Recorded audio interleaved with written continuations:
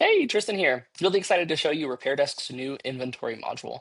This streamlined user interface is much faster. It's quick and easy to access your inventory information. I love it. One of the first things I notice when I load this page is going to be the insights module. So things like stock retail value, stock cost value, low stock inventory, and in purchase order values, all of those numbers are going to be right there, easy to read, a quick snapshot of what your inventory looks like. And these numbers will update based on your filters. So right now, this is a total store inventory snapshot. If I wanted to only see battery snapshot, I can make those edits. Another really neat feature is if I select this gear icon, I can choose which columns are important or maybe not important to me. Maybe I don't care how many I have on hand, or maybe I do. Maybe I don't care what the unit cost is, or maybe I do. I can choose which columns are visible and which columns are invisible. Super neat.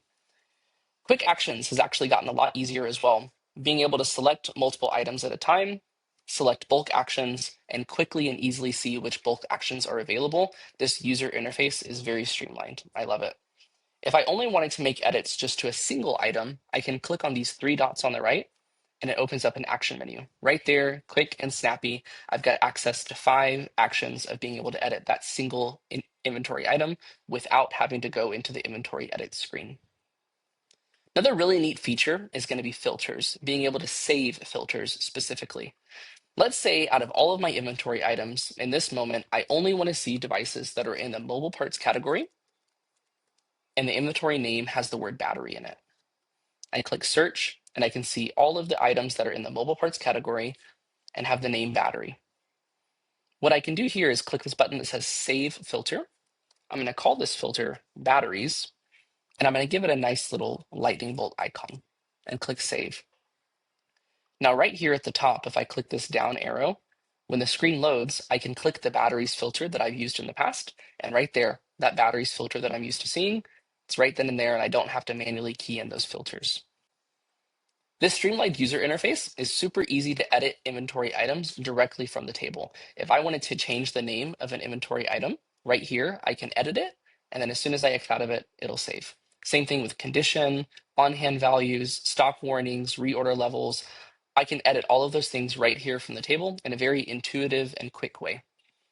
Now, this amazing enhanced interface has not just been done to the summary view, but it's also been moved over to the product view. So this nice, clean user interface, it's moved over to the product view as well.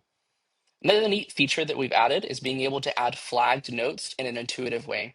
So if I click on this description down arrow and click add internal note, let's say specifically for this iPhone 11 battery, I know the supplier is kind of having issues with the quality of this battery. So what I can do is I can say check battery condition,